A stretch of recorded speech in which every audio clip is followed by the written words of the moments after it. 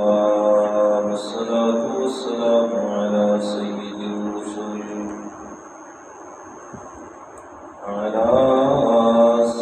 الرسل وخاتم الأنبياء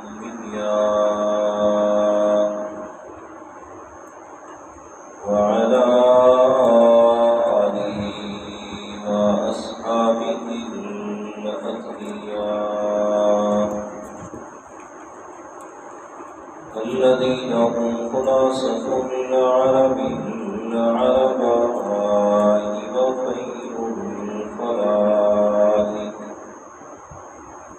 وخير الخلائق بعد الأنبياء.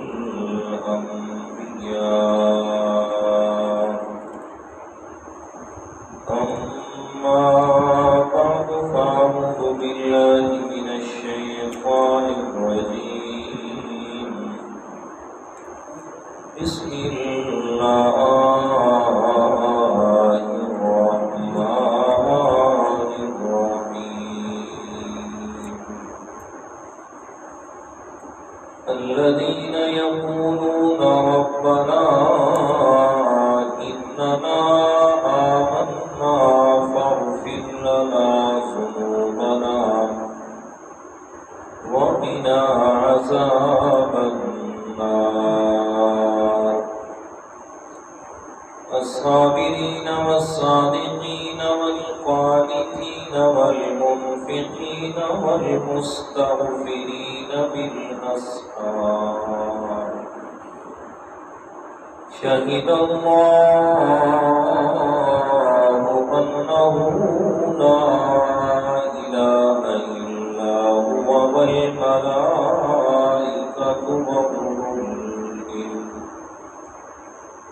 وأولو العلم قائما بالقسط. لا إله إلا هو العزيز الحكيم. إن الدين عند الله الإسلام.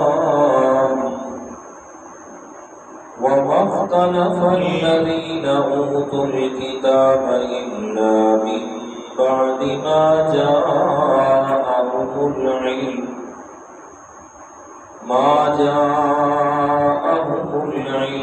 بغيا بينهم. ومن يكفر بآيات الله فإن الله سريع الحساب. فإن حاجوك فقل أسلمت وجهي لله ومن اتبعني. وقل للذين أوتوا الكتاب والأميين أأسلمتم. فإن أسلموا فقد اهتدوا وإن تولوا فإنما عليك البلاغ والله بصير بالعباد. صدق الله العظيم. اللهم صل على محمد وعلى آل محمد كما صليت على إبراهيم وعلى آل إبراهيم إنك حميد مجيد. اللهم بارك على محمد وعلى آل محمد كما صليت على إبراهيم وعلى آل إبراهيم إنك حميد مجيد. اللهم بارك على محمد وعلى آل محمد كما باركت على إبراهيم وعلى آل إبراهيم إنك حميد مجيد. سبحانك لا علم لنا إلا ما علمتنا إنك أنت العليم الحكيم. اللهم مقلب القلوب ثبت قلبي على دينك. اللهم منور القلوب نور قلوبنا بالقرآن.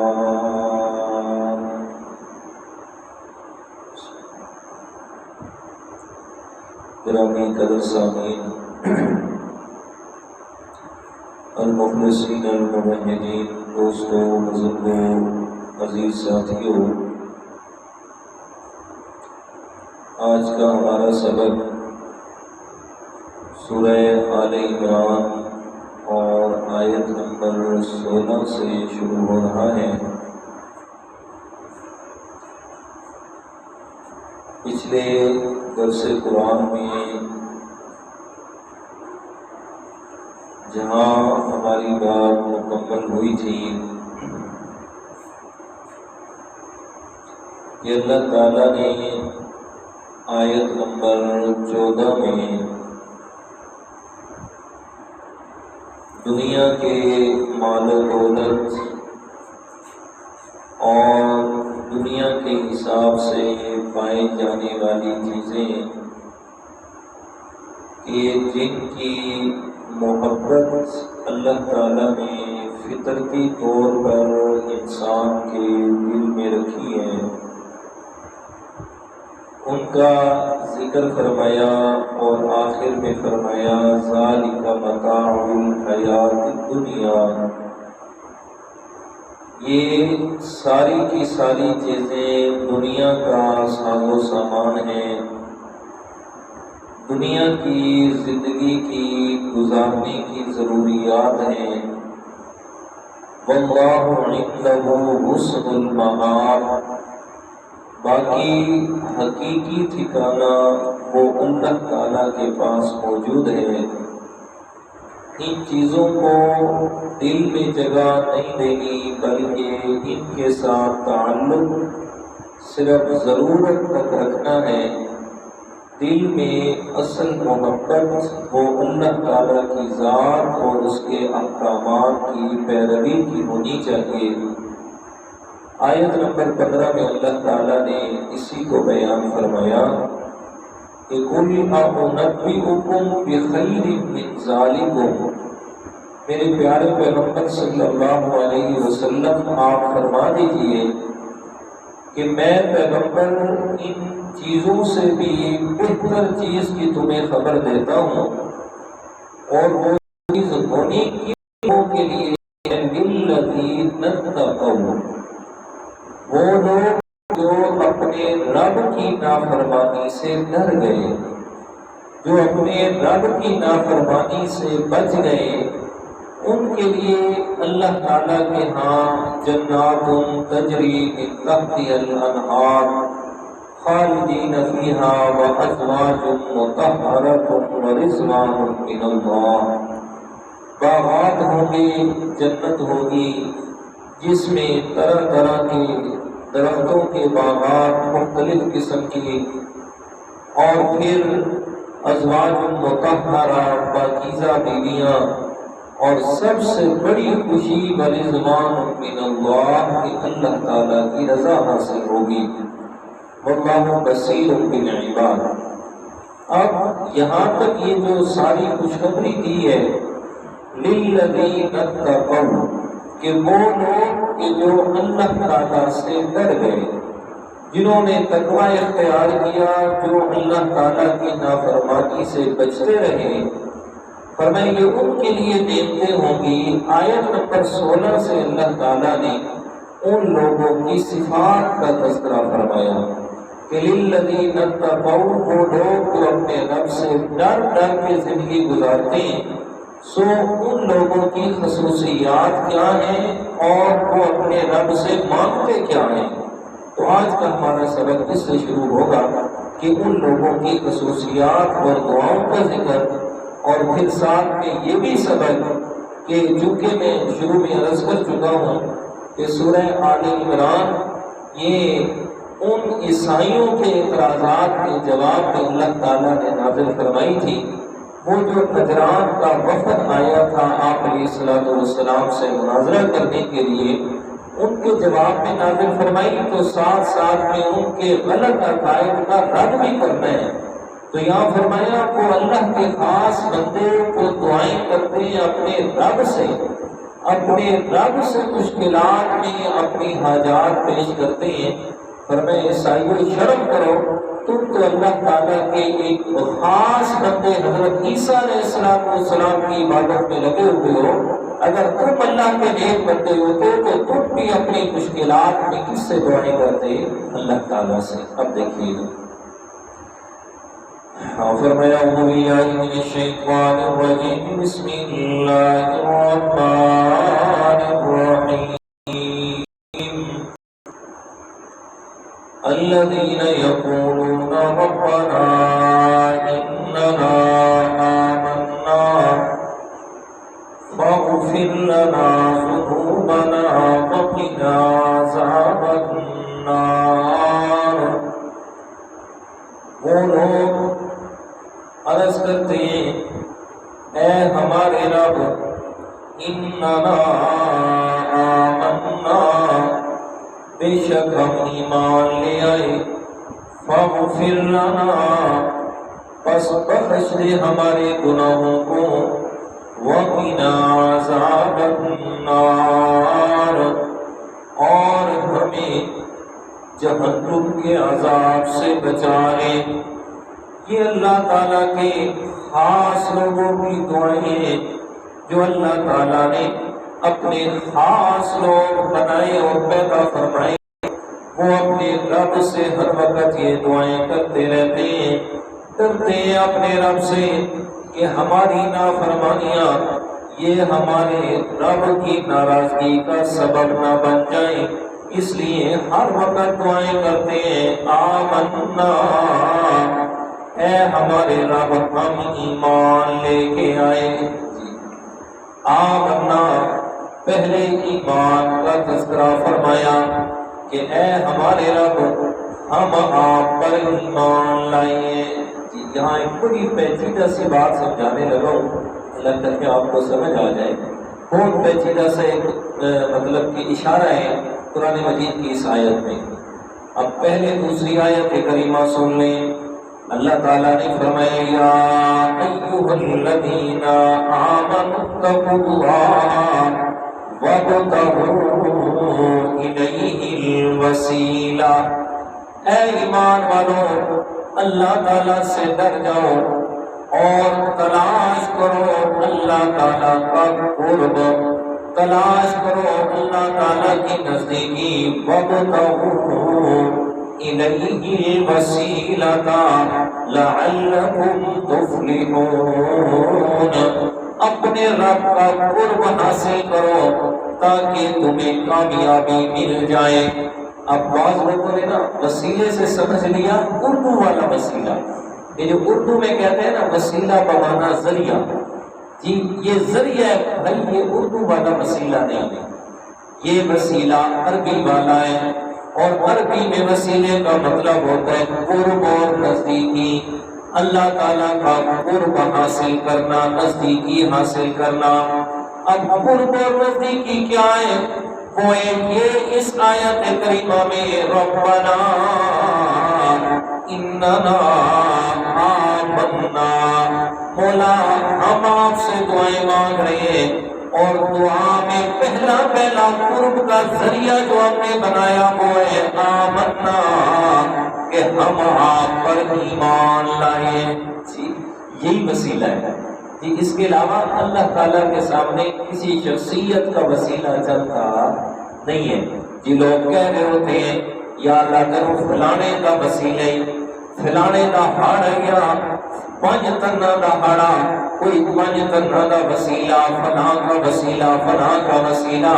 او میرے پیارے، وسیلہ یعنی آپ کسی کو اللہ تعالیٰ کے سامنے لا رہے ہیں کہ یا اللہ یہ آپ سے نعوذ باللہ پڑھائے، ہم اس کا وسیلہ دے لیں کہ اس کی بات کو ماننا آپ کی مجبوری بن جائے گا، ہم اس لیے اس کو آپ کے سامنے لا رہے ہیں۔ فرمایا یہ والا وسیلہ مراد نہیں ہے میرے پیارے، بلکہ حدیث مبارکہ میں ہے کہ اللہ تعالیٰ سے جب دعائیں مانگا کرو اپنے ایمان کا حوالہ دیا کرو، اپنے نیک اعمال کا حوالہ دیں گے کہ یا اللہ ہم نے آپ پر ایمان قبول فرمایا، یہ ہمارا ایک عمل ہے ایمان قبول کرنا، لہذا ہمارے گناہوں کو معاف فرما دیجیے، ہماری مشکل آسان فرما دیجیے۔ یا مثلا میں نے نماز پڑھی ہے مولا تیری رضا کے لیے پڑھی ہے، یہ نماز والا عمل آپ نے قبول فرمایا تو مولا اس کے ذریعے سے میرا یہ فلاں مشکل حل فرما دے، تو یہ ہے ایمان اور اچھے اعمال کا حوالہ دینا۔ جی باقی وسیلہ بھی ذات ہے نا، وہ قرآن مجید میں کسی جگہ پر نہیں ہے، لوگ کو پتہ نہیں لمبی چوڑی اس میں وہ کرتے ہیں، ادھر پڑھنے کی ضرورت نہیں ہے۔ حدیث مبارکہ بڑی مشہور ہے، بخاری شریف کی حدیث ہے کہ پہلی امتوں کا واقعہ میرے پیارے پیغمبر نے بیان فرمایا۔ وہ 3 مسافر جا رہے تھے سفر پہ، اندھیری آ گئی، طوفان آ گیا، اپنے آپ کے بچاؤ کے لیے ایک غار میں جا کے چھپ گئے، غار میں چھپے، آندھی طوفان تھا، ایک پتھر چوٹی سے لڑکتا لڑکتا لڑکتا غار کے منہ پہ آ کے بند کر دیا غار کو اس نے۔ اب یہ تینوں مسافر غار میں بند ہو گئے، بڑی مشکل، زور لگایا، طاقت لگائی، لیکن وہ پتھر ہٹنے کا نام نہیں لے رہا۔ اب ان تینوں مسافروں نے آپس میں مشورہ کیا، یا چلو ایسا کرتے ہیں اپنی زندگی کا ایک ایک عمل یاد کرو کہ جس عمل میں آپ نے صرف رب کی رضا کو سامنے رکھا ہو، اللہ تعالیٰ کے علاوہ وہ عمل کسی کے لیے بھی نہ کیا ہو۔ تینوں کہتے ہیں ہاں یار ہمارا ایک عمل ہے، چلو اسی عمل کا حوالہ دیں گے، اللہ تعالیٰ سے دعا کیجئے مولا ہماری اس مشکل میں مدد فرما۔ اب تینوں میں سے ایک بولے، کیا کہتے ہیں مولا میں نے اپنا ایک نوکر رکھا ہوا تھا، سارا دن میں نے کام کروایا، اور جب شام کے وقت مزدوری دینے کا وقت آیا میں نے اسے مزدوری دی ہے، وہ کہتے ہیں کام میں نے زیادہ کیا ہے، مزدوری کم دے رہا ہے، لہذا میں لینے کے لیے تیار نہیں ہوں۔ بڑی منتیں کی لیکن اس نے نہیں مانا اور ناراض ہو کے مجھ سے چلا گیا۔ میں نے کیا کیا مولا، وہ جو اس کی مزدوری تھی میں نے صرف تیری رضا کے لیے امانت کے طور پہ اپنے پاس رکھی، اور اس کی مزدوری کے عوض میں نے ایک بکری خرید لی، اور پھر اس بکری کی نگہداشت کرنے لگا۔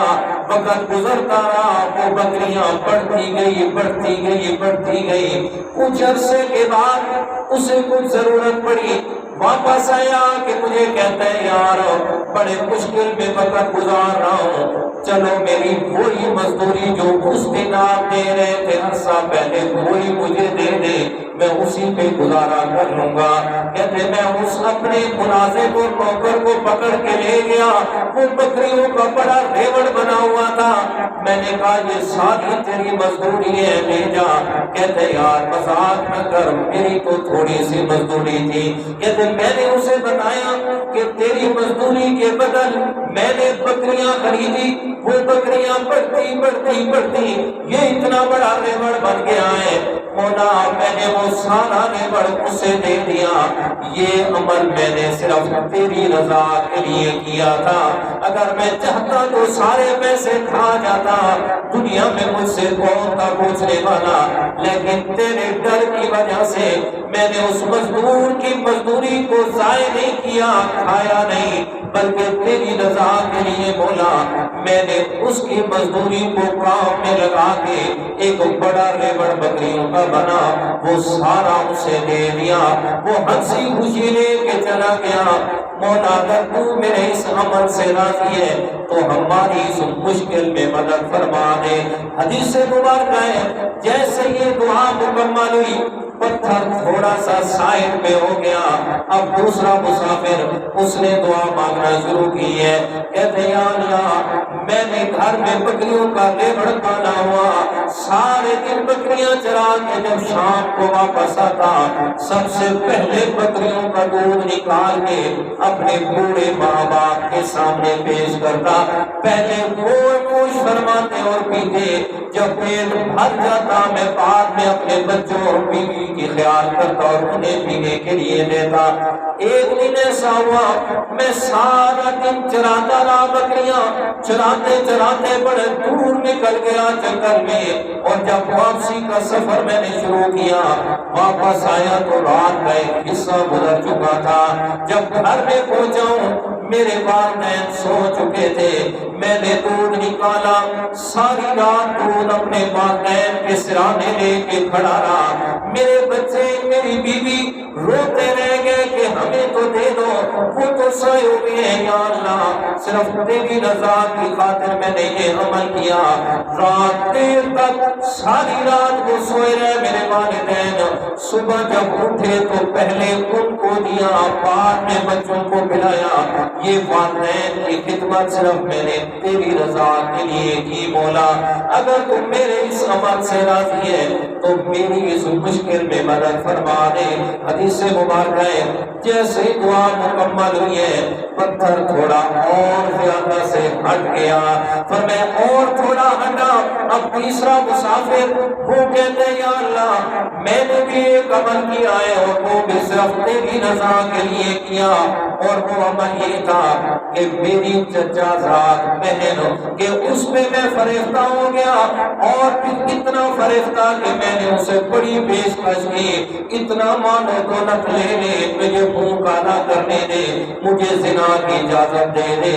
کہتے ایک دن میں نے اسے باتوں میں پھنسا لیا، پیسے وغیرہ کا لالچ دے کے اس کے ساتھ بدکاری کرنے کے لیے میں تیار ہوا، لیکن جس وقت بدکاری کا وقت آیا تو میری وہ چچا زاد میں رو کے مجھے کہنے لگی کچھ تو خیال کرنا میری عزت کا، جب سے میں نے پیدا ہونے کے بعد بنوت میں پاؤں رکھا آج تک میں نے ایسا کام نہیں کیا ہے، بڑی پاک دامنی سے وقت گزارا ہے۔ او اللہ کے بندے اللہ سے ڈر جا کہ جس کے سامنے ہم نے جا کے اپنی زندگی کا حساب دینا ہے، کہتے یا اللہ جب اس وقت میں تیرا نام میرے سامنے آیا یا اللہ تو گواہ ہے صرف تیری رضا کے لیے میں نے وہ سارا مال بھی دے دیا، اور پھر زنا سے میں نے اپنے آپ کو بچا لیا کہ میں نے بدکاری نہیں کی صرف تیرے ڈر کی وجہ سے۔ یا اللہ میرا یہ عمل اگر تجھے قبول ہے تو ہماری اس مشکل میں مدد فرما دے۔ حدیث مبارکہ ہے یہ تیسرا آدمی دعا کے جیسے ہی کمپلیٹ مکمل کی اس نے وہ پتھر سارے کا سارا دوار کے منہ سے ہٹ گیا، تینوں مسافر نکل کے اپنے راستے پہ چلے۔ تو کیا سمجھ آئی میرے پیارے، اللہ تعالی کے سامنے اپنی دعاؤں میں اپنے نیک اعمال کا وسیلہ دیا جائے، اپنے نیک اعمال ایمان کا حوالہ دیا جائے۔ مولا یہ عمل میں نے تیری رضا کے لیے کیا، مولا تو نے اسے قبول فرمایا، میری اس مشکل میں مدد فرما دے۔ تو یہاں بھی یہی فرمایا ربنا اننا آمنا، مولا ہم تمہارے اوپر ایمان لے کے آئے ہیں، ہم نے ایمان قبول فرمایا، ایمان کو پہلے ذکر کیا، ایمان لانا بھی ایک عمل ہے، مولا تو نے یہ ہمارا عمل قبول فرمایا، لہذا فاغفر لنا ذنوبنا، ہمارے گناہوں کو معاف فرما دے، وقنا عذاب النار، اور ہمیں جہنم کے عذاب سے بچا لے۔ اللہ اکبر۔ جی بات سمجھ آ گئی نبی کے؟ ہاں، یہاں مفسرین کرام نے ایک اور بات بھی لکھی ہے، وہ فرماتے ہیں کہ یہاں اللہ تعالیٰ نے نفس ایمان پر مغفرت کو ذکر کیا۔ یہاں فرمایا آمنا فاغفر لنا، یا اللہ ہم ایمان لائے لہذا ہماری بخشش فرما دے۔ تو مفسرین کرام نے یہاں یہ بات لکھی ہے کہ ایمان کامل ہونا یہ انسان کی مغفرت کے لیے کافی ہے۔ بات کو سمجھنا ہے کہ ایمان کامل ہونا یہ انسان کی مغفرت کے لیے کافی ہے۔ وہ جو نیک اعمال ہے نا وہ تو بلندی ہے درجات کے لیے ہوگی، کہ اللہ تعالیٰ نے وہ نیک اعمال وہ درجات کی بلندی کے لیے رکھے ہیں، وگرنہ نفس ایمان سے بھی کامل ایمان سے بھی مغفرت حاصل ہو جائے گی۔ لیکن اس کا یہ مطلب نہیں ہے کہ اعمال کرنا ہی چھوڑ دیں۔ وہ مشہور حدیث ہے نا کہ آپ علیہ الصلوۃ والسلام ایک دن محفل سے اٹھے اور اٹھ کے اچانک سے غائب ہو گئے۔ ایسے غائب ہوئے کہ صحابہ اکرام دیوانہ وار آپ صلی اللہ علیہ وسلم کو تلاش کر رہے ہیں، کہاں گئے، ایک سے پوچھے دوسرے سے۔ حضرت ابو ہریرہ رضی اللہ تعالیٰ فرماتے ہیں میں ڈھونڈتے گیا کہ ایک باغ میں دیکھا کہ آپ صلی اللہ علیہ وسلم وہاں تشریف فرمائے کہ مجھے اتنی جلدی تھی آپ صلی اللہ علیہ وسلم تک پہنچنے کی کہ میں باغ کے راستے سے نہیں گیا، بلکہ وہ جو پانی والا راستہ تھا نا جہاں سے وہ پائپ لگے ہوئے تھے پانی والے میں ادھر سے ہی اندر گھس گیا کہ جلدی آپ صلی اللہ علیہ وسلم تک پہنچ جاؤ۔ میں پہنچا یا رسول اللہ کہاں چلے گئے، ہم تو پریشان ہو گئے، اتنی دیر سے آپ کو تلاش کر رہے ہیں۔ آپ علیہ الصلوۃ والسلام نے فرمایا ابو ہریرہ چلا جا اور جو بھی آپ کو آگے ملے نا اس کو یہ خوشخبری سنا دینا کہ جس نے کہا لا الہ الا اللہ دخل الجنہ وہ جنت میں ضرور داخل ہوگا۔ تو حضرت ابو ہریرہ رضی اللہ تعالیٰ عنہ آپ علیہ الصلوۃ والسلام کا یہ پیغام سن کے واپس دوڑ کے آگے حضرت عمر رضی اللہ تعالیٰ عنہ کے ہاں جی کیا ہے جی کہاں ہے آپ صلی اللہ، وہ باغ میں بیٹھے ہوئے آپ صلی اللہ نے پیغام دی ہے۔ کیا پیغام دی ہے؟ کہتے جو بھی تجھے ملے نا اسے یہ کہنا کہ من قال لا الہ الا اللہ دخل الجنہ، جس نے بھی لا الہ الا اللہ کہا وہ جنت میں داخل ہوگا۔ حضرت عمر رضی اللہ تعالیٰ نے سنا نا فرمایا بات تو ٹھیک ہے لیکن ابھی لوگوں کو بتانا نہیں بتانا۔ حضرت ابو ہریرہ کہتے آپ صلی اللہ نے کہا میں جاؤں گا۔ حضرت ابو ہریرہ تھوڑے غصہ ہوئے، آگے نہیں پتا تھا کون ہے۔ حضرت عمر نے نا اس کو آگے سے دونوں ہاتھ میں یا سینے پہ مارے نا وہ پیچھے جا کر گرے، کہتے کہنا کبھی نہیں کہنا۔ حضرت ابو ہریرہ آگے دوڑتے ہوئے حضرت عمر پیچھے آپ صلی اللہ کے پاس آ گئے۔ حضرت ابو ہریرہ کہتے ہیں سنا اس نے مجھے دھکا دیا مارا ہے، میں نے آپ کا فرمان سنا ہے۔ آپ نے فرمایا عمر کیوں غصہ ہو رہا ہے؟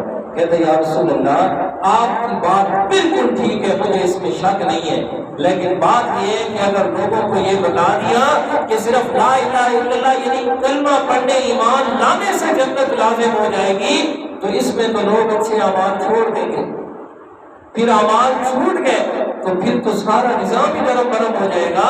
تو آپ صلی اللہ علیہ وسلم نے فرمایا عمر کو ٹھیک کہہ رہا ہے، عمر تو بھی ٹھیک کہہ رہا ہے، میں نے جو فرمایا تھا وہ بھی بات ٹھیک ہے۔ تو اب بات واضح ہو گئی کہ کامل ایمان سے مغفرت ہو جائے گی، لیکن بلندی درجات کے لیے ایمان کے ساتھ عمل صالح کو بھی کیا کر دیا لازم فرما دیا۔ اس لیے قرآن مجید میں الا الذین آمنوا وعملوا الصالحات، الا الذین آمنوا وعملوا الصالحات۔ پھر اس میں آگے لمبی تفصیل بہت سارے مطلب احادیث کو جمع کیا محدثین کرام نے مفسرین کرام نے، جس میں یہ بات ہوتی کہ دو چیزیں آگے نکالی، ایک ہے حقوق اللہ، دوسرا ہے حقوق العباد۔ پھر اعمال صالح کے اندر حقوق اللہ اور حقوق العباد کو اکٹھا رکھا۔ کیا مطلب کہ عبادات بھی اور معاملات بھی یہ دونوں مل کے اعمال صالح بنتے ہیں۔ عمل صالح صرف نماز نہیں، یہ ذہن میں رکھیں، عمل صالح صرف روزہ نہیں، عمل صالح صرف اور صرف ذکر کرنا نہیں، بلکہ قرآن مجید میں اللہ تعالیٰ نے معاملات کو نشان ذکر کیا، اقیموا الصلاۃ وآتوا الزکاۃ، جی کہ بھائی نماز بھی پڑھو زکوٰۃ بھی ادا کرو۔ زکوٰۃ ادا کرنے میں کیا معاملات ہیں؟ کبھی غریبوں کی مدد ہوگی، غریبوں تک تمہارا مال پہنچے گا، تو دونوں چیزیں چیزوں کو حقوق اللہ میں بھی اور حقوق العباد میں بھی، دونوں چیزوں میں تکمیل ہوگی تو عمل صالح بنے گا۔ فرمایا اس لیے ایمان کے ساتھ عمل صالح کو کیا کیا؟ لازم کر کے ذکر فرمایا۔ اچھا جی آگے دیکھیے گا جی، اب یہ ان کی دعاؤں کا ذکر تھا، اب خصوصیات کا ذکر ہو رہا ہے کہ وہ للذین اتقوا جو لوگ تھے جو اللہ تعالیٰ سے ڈرتے ہیں، جن کے لیے جنت ہے اور اللہ کی رضا ہوگی، تو ان کی خصوصیات کیا ہیں؟ فرمایا والصابرین والصادقین والقانتین والمنفقین والمستغفرین بالاسحار۔ الصابرین وہ صبر کرنے والے ہوتے ہیں، والصادقین اور صدق و وفا کے پیکر ہوتے ہیں، یعنی سچ بولنے والے، والقانتین اور اپنے رب کائنات کے فرما بردار ہوتے ہیں ہر حالت میں، والمنفقین اور اللہ تعالیٰ کے راستے میں مال خرچ کرنے والے، والمستغفرین بالاسحار اور سحری کے وقت اللہ تعالیٰ سے استغفار کرنے والے۔ الصابرین صبر کرنے والے، سبحان اللہ جی، یہ جو صفات ذکر کی ہیں نا، اور پھر انسان جب صحابہ کرام کی زندگی پہ نظر ڈالتا ہے، سبحان اللہ، ایک ایک صفت اللہ تعالیٰ نے کامل درجے میں پیدا فرما دی، کامل درجے میں صحابہ کرام کے اندر۔ اس لیے ہمارے استاد جی اکثر ذکر فرمایا کرتے تھے، کہتے قرآن مجید کی جس آیت کو پڑھو گے، جس آیت کی تشریح اور تفسیر میں جاؤ گے، تو اس آیت کا عملی مجسمہ آپ پیغمبر کے سما نظر آئیں گے کہ عملی طور پر جنہوں نے اپنی فکروں کے اندر قرآن مجید کو جگہ دی وہ میرے پیارے پیغمبر کے صحابہ تھے۔ فرمایا الصابرین اللہ تعالیٰ کی طرف سے آنے والے مصائب اور مشکلات پر صبر کرنے والے، یعنی امتحانات آئے صحابہ کرام کی زندگیوں میں، ایسے ایسے امتحان، ایسی ایسی مشکلات ہو کہ ہم تو صرف سوچ کر بھی ہمارے جسم پہ رونگٹے کھڑے ہو جاتے ہیں، اور اکثر یہ کہنے پہ مجبور ہو جاتے ہیں کہ یہ انہی لوگوں کا جگرا تھا جو ایمان پہ مضبوط رہ گئے۔ اگر ہم میں سے کوئی ہوتا تو کوئی بھی ایمان نہ بچا سکتا۔ فرمایا الصابرین صبر کرنے والے، والصادقین اور سچ بولنے والے، اور سچ بھی کیسے بولا؟ وقت کا بادشاہ ہی سامنے کیوں نہیں ہے، ظالم ہے، جابر ہے، کچھ بھی ہے، پتہ ہے کہ اس کے سامنے حق بات کہنی اور جان دینے کے مترادف ہے، لیکن اس کے باوجود بھی حق سے پیچھے نہیں ہٹے۔ ایک واقعہ ذہن میں آ گیا، ایران کو فتح کرنے کے لیے حضرت عمر بن العاص رضی اللہ تعالیٰ عنہ جب آئے نہ لشکر لے کر، ادھر سے حضرت عمر رضی اللہ تعالیٰ عنہ کا زمانہ ہے، میں اکثر کہا کرتا ہوں اور ایران کے لوگوں حضرت عمر کا یہ بھی احسان نہیں بھلا سکتے کہ انہوں نے آپ کو ایران فتح کر کے دیا تھا۔ اللہ اکبر۔ حضرت عمر بن العاص رضی اللہ تعالیٰ عنہ ایران سے باہر کی طرف پڑاؤ ڈالائے، اور ایران میں یہ فارس اس وقت نام تھا۔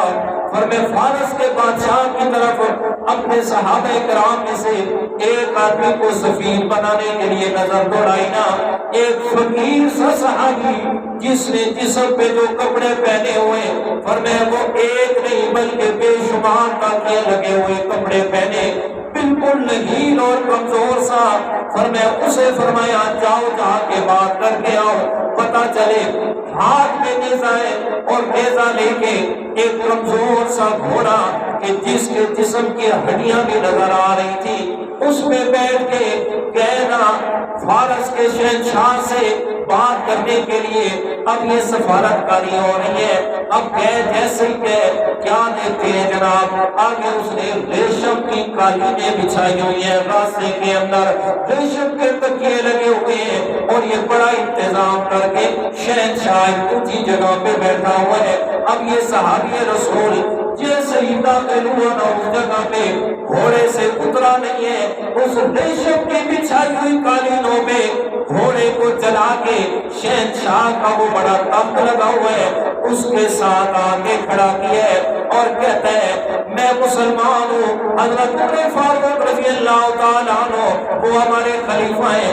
اور انہوں نے آپ کی طرف لشکر بھیجا ہے، میں اس بارے میں آپ سے بات کرنے کے لیے آیا ہوں۔ وہ شہنشاہ جب دیکھا نا حالت دیکھے بالکل کمزور سا، ہڈیاں نظر آ رہی ہیں گھوڑے کی بھی اور صحابی بھی انتہائی کمزور ہے اور فقیرانہ لباس ہے، کوئی شہنشاہی لباس نہیں ہے۔ کہتے ہیں یار نیچے اتر کے بیٹھ تو صحیح تو بات کرتے ہیں۔ حضرت اللہ میرے پیارے پیغمبر کے صحابی اتری، اس کے وہ جو تخت کے ساتھ گھوڑے کو کھڑا کیا اور زمین پہ نیزے کی روڑ لگا کے اور نیچے اترے اور اتر کے جب اس کے تخت میں چڑھے وہ جو اس کا جناب ریشم کا تکیہ پڑا ہوا تھا اس تکیے کے اندر نیزے کو گھوم کے کہتا ہے آپ بتائیں جی میں حاضر ہوں، کیا کہنا چاہتا ہے؟ شہنشاہ توتے بھول گئے جناب اس کے یہ کیسے لوگ ہیں، دیکھنے میں کیسے ہے اور ان کی حالت دیکھیں جناب کیسے ہے۔ تو میں کہتے ہیں بادشاہ سلامت، بادشاہیاں تیرے لیے ہوگی، یہ سارے لوگ ارچا کر تیرے کھڑے ہیں ہاتھ میں تلواریں لے کے، لیکن رب کعبہ کی قسم ہے تمہارے اندر موجود ہو، میرے دل کے اندر ایک چونٹی کے سر کے برابر بھی تیرے سارے محافظوں میں سے کسی کا بھی ڈر موجود نہیں ہے۔ میں دو ٹوک لفظ کہہ رہا ہوں، کیا کرنا ہے؟ ہمارا اسلام قبول کرنا ہے یا نہیں؟ اگر نہیں کرنا تو پھر جزیہ دے کے ہمارے انڈر رہے، اور اگر جزیہ بھی نہیں دینا چاہتے تو پھر نکلے میدان میں ہمارا مقابلہ کریں۔ جی یہ ہے سچ بات، والصادقین، جی سچ بولنے والے۔ یہاں تو ہمارے اللہ ہی رحم کریں گے، کیا ان کے ساتھ کمپیریزن کرے آپ، کیا کمپٹیشن لگائیں، تقابل لگائیں؟ نہیں، آج ہم بھی ہیں اور وہ بھی ہیں۔ بادشاہ کہتا ہے یار کچھ تو خیال کر میرے تخت کا، تو نے میرے ریشم کے تکیوں کو نیزے سے پھاڑ دیا۔ کہتے میں نے یہ عمل اس لیے کیا ہے تاکہ تجھے پتہ چل جائے کہ ہمارے دل میں دنیا کے مال و دولت کی قدر قیمت نہیں ہے، ہمیں یہ نہیں چاہیے۔ مگر تجھے خیال ہو کہ ہم آپ کے پاس آئے ہیں، ہمیں آپ کا مال چاہیے، ہمیں آپ کی دولت چاہیے، اس لیے ہم آپ پہ حملہ کر رہے ہیں۔ نہیں نہیں، ہم تو آئے ہیں، ہمارے نکلنے کا مقصد یہ ہے کہ ہم اللہ تعالیٰ کے دین کو غالب کرنے آئے ہیں اور دنیا کائنات کے انسانوں کو اللہ تعالیٰ کی مخلوق کی عبادت سے ہٹا کے اپنے خالق کے سامنے جھکانے آئے۔ ہمارا یہ دو ہی مقصد ہے، تیسری بات نہیں ہے۔ جی کہتے ہیں بادشاہ خیال کر قتل کر دیا جائے گا، کہتے ہیں اگر موت سے ڈرتے تو گھر چھوڑ کے کبھی بھی تیرے سامنے نہ آتے۔ بڑا لمبا واقعہ ہے۔ بادشاہ سلامت بہت اس بات سے متاثر ہوا اور پھر جب مسلمانوں کے سامنے آیا نا تو پھر اڑ گئے اس کے مسلمان دیکھے کہ ہتے لوگ کچھ تھوڑے سے تلوار اور تیرے اور پھر ایک ایک کیا کہتے ہیں اسے تہس نہس کر کے رکھا اور ایران کو فتح کیا۔ برحال عرض کر رہا تھا والصادقین، سچ بولنے والے، والقانتین، اور فرما بردار ہیں۔ ایسی فرما برداری کی مثالیں قربان جاؤں۔ اللہ حضرت عبداللہ ابن مسعود رضی اللہ تعالیٰ عنہ مسجد میں داخل ہوئے، جیسے ہی داخل ہوئے میرے پیارے پیغمبر خطبہ ارشاد فرما رہے ہیں۔ اللہ کے پیارے پیغمبر نے فرمایا اجلس، بیٹھ جاؤ۔ میرے پیارے پیغمبر نے اسے فرمایا جو آپ کے سامنے مسجد کے اندر کوئی آدمی کھڑا تھا، اسے میرے پیغمبر نے فرمایا اجلس، بیٹھ جائیے گا۔ حضرت عبداللہ ابن مسعود کے کانوں پہ آواز پہنچی، ابھی مسجد میں داخل ہوئے، وہی جوتیوں والی جگہ ہے، اسی جگہ پہ ہی بیٹھ گئے۔ میرے پیارے پیغمبر کا فرمان کانوں میں پہنچا، اسی جگہ پہ بیٹھ گئے۔ آپ علیہ السلام خطبہ ارشاد فرماتے ہوئے نظر پڑی نا حضرت عبداللہ ابن مسعود پہ، فرمایا او میرے پیارے عبداللہ کیوں بیٹھے وہاں پہ؟ اور یاد رکھیں حضرت عبداللہ ابن مسعود عام صحابی نہیں ہے، 8ویں نمبر پہ مسلمان ہونے والے ہیں۔ میرے پیارے پیغمبر کے صحابی جو 8ویں نمبر پہ مسلمان ہوئے کہ جنہیں اللہ کے پیارے پیغمبر نے فرمایا افقہ الامہ، میری امت میں سے سب سے بڑے فقیہ وہ میرے حضرت عبداللہ ابن مسعود رضی اللہ تعالیٰ عنہ۔ میں حیران ہوں، پچھلے دن ایک آدمی سے بات ہوئی تو وہ مجھے کہتے جی آپ اپنی نماز حدیث سے ثابت کریں کہ آپ کی نماز حدیث میں ہے ہی نہیں، آپ تو ایسے ہی نمازیں ٹکرے لگا رہے ہیں مجھے کہتے۔ میں نے اسے حضرت عبداللہ ابن مسعود رضی اللہ تعالیٰ عنہ وہ حدیث مبارکہ کہ جو فرمایا حضرت عبداللہ ابن مسعود نے کہ میں آپ کو اللہ کے پیغمبر کی نماز پڑھ کے دکھاتا ہوں کہ کیسے اللہ کے پیارے پیغمبر نے نماز پڑھی اور کیسے آپ پڑھتے تھے۔ تو حضرت عبداللہ ابن مسعود نے صرف نماز کے شروع میں رفع یدین کیا ہے، باقی نہیں کیا، جی رکوع سے پہلے بھی نہیں اور سجدوں سے اٹھنے کے بعد بھی نہیں کیا۔ یہ حضرت عبداللہ ابن مسعود نے اپنے شاگردوں کو نماز کا طریقہ سکھایا۔ جب میں نے یہ کہا نا، کہتے جی حضرت عبداللہ ابن مسعود تو چھوٹے سے قد سے تھے، وہ تو پیچھے کھڑے ہوتے تھے، انہیں کیا پتا ہے کہ آپ صلی اللہ علیہ وسلم کیسی نماز پڑھتے تھے۔ میں نے کہا خدا تمہیں ہدایت دے گی۔ صحابی کے بارے میں آپ کا یہ گمان ہے کہ وہ پیغمبر پر نعوذ باللہ جھوٹ بول رہا ہے، یعنی اس نے دیکھا نہیں ہے اور وہ خود سے ایسے اپنی طرف سے بات کر رہا ہے، آپ یہ کہہ سکتے ہیں؟ بات میں نے اسے کہا خاموش۔ میں نے کہا پھر تو آپ یہ بھی کل کلا کہہ دیں گے کہ یہ قرآن بھی جو ہے نا، یہ بھی تو صحابہ نے لکھ کے محفوظ کر کے ہم تک پہنچایا ہے، کہہ کہ جی فلاں صحابی نے یہ آیت لکھی تھی لہٰذا ہم یہ نہیں مانتے۔ میں کہ پھر آپ بھی ان کے ساتھ مل جائیں، جو کہتے ہیں نا حضرت امیر معاویہ قاتل میں گئی تھے، اس کا لکھا ہوا قرآن ہم مانتے ہی نہیں ایسے ویسے۔ شیعہ حضرات کہتے ہیں نا کاتب قرآن ہے حضرت امیر معاویہ، کاتب قرآن ہے، اس کا لکھا ہوا قرآن ہم مانتے نہیں، سرے سے ہم قرآن ہی نہیں مانتے۔ یعنی جیلسی دیکھے، حسد دیکھے، دل میں بغض دیکھے، اور جس کے دل میں صحابہ کا بغض ہے نا، اللہ تعالیٰ نے اسے حق کے قریب ہی نہیں آنے دیا۔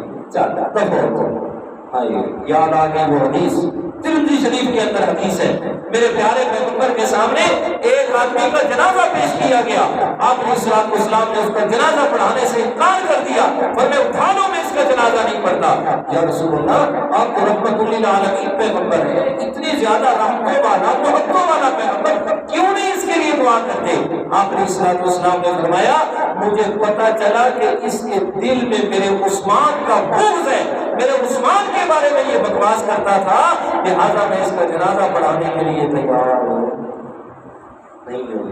جی حدیث مبارکہ ہے غنیۃ الطالبین کے اندر، وہ 11ویں والے کا نام ہے، حضرت شیخ عبد القادر جیلانی رحمۃ اللہ تعالیٰ نے اس کو نقل کیا کہ آپ صلی اللہ علیہ وسلم نے فرمایا قیامت کے قریب ایک ایسا گروہ آئے گا کہ جو میرے صحابہ کو بکے گا، بکواس کرے گا، میرے صحابہ کے بارے میں طرح طرح کے جو ہے الزامات لگائے گا، ان کے ایمان میں شک کرے گا، ان کے اعمال میں بکواس کرے گا۔ فرمایا خیال کرنا فلا تجالسوہ ولا تناکحوہ، فرمایا نہ تو ان کے ساتھ بیٹھنا ہے، نہ ان کے ساتھ کھانا پینا کرنا ہے، نہ ان کے ساتھ نکاح کرنا ہے۔ حدیث مبارکہ میں قیامت کے قریب وہ گروہ آئے گا، خیال کرنا نہ ان کے ساتھ بیٹھنے اور نہ ان کی بیٹیوں کو لینا ہے، نہ انہیں دینا ہے، کچھ بھی نہیں کرنا۔ یہ میرے پیارے پیغمبر کی حدیث مبارکہ، لیکن بس اللہ تعالیٰ ہی رحم کرے۔ ہمیں تو ہر طرف سے یہی بات یاد آتی ہے کہ جناب چلو جی اتفاق و اتحاد ہونا چاہیے، ٹھیک ہے، اتفاق و اتحاد ہونا چاہیے، ہمیں تو یہی بات ہی نظر آتی ہے۔ بہرحال ہاں حضرت عبداللہ ابن مسعود رضی اللہ تعالیٰ عنہ مجلس میں، اللہ مسجد میں اسی جگہ پہ آ کے بیٹھ کے میرے پیارے پیغمبر کی نظر پڑی ہے، فرمایا میرے پیارے عبداللہ اندر کیوں نہیں آتا؟ فرمایا یا رسول اللہ آپ نے تو فرمایا ہے کہ اجلس بیٹھ جائیے گا۔ میرے پیارے پیغمبر نے فرمایا او میرے پیارے عبداللہ، میں نے آپ کو نہیں، میں نے تو اس آدمی کو فرمایا تھا جو مسجد کے اندر اٹھے تھے، آپ کیوں بیٹھے؟ سنیے کا جواب۔ حضرت عبداللہ ابن مسعود رضی اللہ تعالیٰ عنہ فرماتے ہیں یا رسول اللہ آپ کی زبان مقدس سے وہ جو الفاظ میرے کان پہ پڑے میرے دل نے یہ فیصلہ کیا کہ اگر ایک قدم بھی آگے بڑھ گیا عبداللہ بن مسعود کہیں اللہ تعالیٰ تجھے ایمان سے ہی خالی نہ کر دے کہ میرے پیارے پیغمبر کا حکم آ گیا کیوں آگے بڑھائے تو قرآن مجید نے ان کی صفات کا تذکرہ فرمایا فرمایا وہ فرما بردار ہے میرے پیارے پیغمبر کی اطاعت کرنے والے آگے فرمایا والمنفقین اور اللہ تعالیٰ کے راستے میں خرچ کرنے والے جی پہلے بھی عرض کر چکا ہوں حضرت عثمان رضی اللہ تعالیٰ عنہ جی سخیوں کا بادشاہ اللہ تعالیٰ نے مال و دولت سے بھی نوازا لیکن ساتھ میں دل کی سخاوت بھی عطا فرمائی کبھی پیچھے مڑ کے نہیں دیکھا میں کہتا ہوں غزوہ تبوک کے موقع پر حضرت عثمان رضی اللہ تعالیٰ عنہ نے جتنا مال ایک ہی محفل میں بیٹھ کے اللہ کی رضا کے لیے میرے پیارے پیغمبر کے قدموں میں نچھاور کیا اور میں اتنا مال تو اس وقت کے بڑے بڑے وزیروں کے خزانوں میں بھی نہیں ہوگا جی 900 گھوڑے 900 اونٹ بمائے ساز و سامان 900 اونٹ جی ابھی قربانی گزری ہے آپ لوگوں نے بھی سوشل میڈیا پہ دیکھا ہوگا ایک اونٹ کی قیمت 18 لاکھ 15 لاکھ 20 لاکھ کروڑوں روپے میں بکتے رہے ہیں اگر ایک نارمل اونٹ بھی لگائیں تو 10 لاکھ سے کم نہیں ملتا 10 لاکھ سے کم نہیں اور 10 لاکھ کا ایک اونٹ لگائیں تو 900 اونٹ جی ساتھ میں بمائے ساز و سامان ان کے اوپر غلہ بھی لگا ہوا ہوگا سامان وغیرہ بھی ہوگا اور ساتھ میں 100 گھوڑے وہ بھی سدھائے ہوئے کہ جو فوراً جا کے جنگ میں جناب شامل ہو جائیں گے ان پہ بیٹھ کے جنگ کرنا شروع کر دیں 100 گھوڑا اور وہ بھی جنگ کے لیے سدھایا ہوا جو آج بھی ہمارے فوج میں کیپٹن ہے جو ہوتا ہے وہ گھوڑے پہ بیٹھ کے آتا ہے اس کا ایک گھوڑا کروڑوں روپے میں ہوتا ہے جی اگر نارمل بھی لگائیں 50 لاکھ کا بھی لگائیں تو اس کو 100 سے ضرب دیجیے گا میرے پیارے پیغمبر نے فرمایا عثمان یہ تو ساری چیزیں قافلے کے ساتھ جائے گی کچھ نقدی مال بھی لیا حضرت عثمان رضی اللہ تعالیٰ عنہ گھر میں تشریف لے گئے جا کے سونے کی اشرفیوں کی ایک تھیلی لے کے آئے آگے میرے پیارے پیغمبر کے دامن میں آ کے پھیلا دی میرے پیارے پیغمبر ان میں ہاتھ بھی مار رہے ہیں اور ساتھ میں کہہ رہے ہیں ما ذر عثمان ما عمل بعد اليوم کہ آج کے دن کا عمل یہ اتنا اللہ تعالیٰ نے مقبول فرمایا کہ اللہ تعالیٰ نے مجھے فرما دیا میرے پیارے آج کے بعد اگر حضرت عثمان نے کام کرنا چھوڑ بھی دے پھر بھی عثمان کو نقصان نہیں ہے جی کہ میں اللہ تعالیٰ نے ان کا عمل اتنا قبول فرمایا اور وہ جو سونا تھا 5.5 کلو 5.5 کلو سونے کی وہ اشرفیاں ذرا حساب لگائے نا میں کہتا ہوں کیلکولیٹر بھی رہ جائے گا جی یہ اتنا مال ایک ہی محفل میں بیٹھ کے اللہ تعالیٰ کے پیارے پیغمبر کے قدموں میں نچھاور کر دیا آج تو اتنا مال کسی بڑے سے بڑے امیر کے پاس بھی نہیں ہوگا ذرا سوچئے گا جو اتنا مال دے رہا ہے اصل اس کا مال کتنا ہوگا الصابرین والصادقین والقانتین والمنفقین مال خرچ کرنے والے والمستغفرین بالاسحار اور استغفار کرنے والے سحری کے وقت یہ سحری کا وقت اللہ تعالیٰ کو بڑی محبوب ہے بہت محبوب ہے اس لیے اللہ تعالیٰ نے اپنے پیارے پیغمبر کو الگ سے حکم فرمایا میرے پیارے اس سحری کے وقت میں اٹھیے گا یا ایھا المزمل قم اللیل الا قلیلا نصفہ او انقص منہ قلیلا او زد علیہ ورتل القرآن ترتیلا میرے پیارے پیغمبر سحری کے وقت میں اٹھیے گا، تہجد کی نماز پڑھیے گا، اور تہجد کی نماز میں آپ نے قرآن مجید پڑھنا ہے۔ وَرَتِّلِ الْقُرْآنَ تَرْتِيلًا، بڑے ٹھہر ٹھہر کے میرے پیارے قرآن مجید کی تلاوت کیجیے کہ اس وقت میں اکثر دنیا سوئی ہوئی ہوتی ہے۔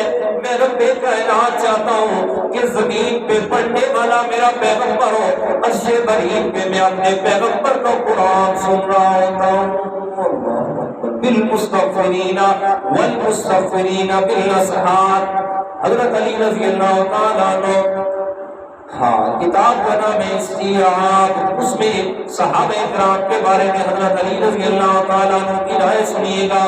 وہ فرماتے ہیں کہ وہ لوگ جنہوں نے پیغمبر کے صحابہ کو دیکھا ہی نہیں ہے وہ اعتراض کر سکتے ہیں پیغمبر کے صحابہ میں، لیکن جنہوں نے پیغمبر کے صحابہ کو دیکھا ہے، آؤ میں علی نے دیکھا، میں تمہیں بتاتا ہوں کہ ان کے اعمال کیسے تھے اور وہ کس طرح اللہ تعالیٰ کے ساتھ اپنا تعلق لگائے ہوئے۔